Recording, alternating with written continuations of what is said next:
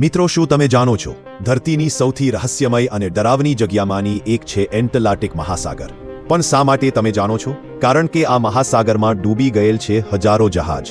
આની ઊંડાઈમાં ડૂબેલ છે અગણિત સેંકડો જહાજો, જેની ઉપર આજે પણ રિસર્ચ ચાલુ છે. હેરાની વાત તો એ છે કે એ જહાજ ઉપરના પેસેન્જર અથવા નાવિકોની લાશ પણ ક્યારેય મળેલ નથી. તેના હિસાબે ઘણા લોકો આને જહાજોનું કબ્રસ્તાન પણ કહે છે. એટલાન્ટિક મહાસાગરનું સૌથી ખતરનાક સાઇડ છે અહીંયાનું વાતાવરણ. 1 મિનિટમાં શાંત તો બીજી જ મિનિટ બદલી જાય છે વિનાશકારી તુફાનમાં.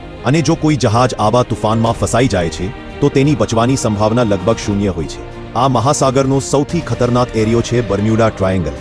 અહીંયા રહસ્યમય રીતે ગાયબ થઈ ગયેલ છે સેંકડો જહાજ અને વિમાનો, જેનો ક્યારેય કાટમાળ પણ નથી મળેલ. વૈજ્ઞાનિક આજે પણ કોશિશ કરી રહ્યા છે કે એટલાન્ટિક મહાસાગરની ઊંડાઈમાં શું રહસ્ય છુપાયેલ છે. પણ ગમે તેટલી રિસર્ચ થઈ છતાં મહાસાગરનું રહસ્ય હજુ પણ ઉજાગર નથી થયેલ.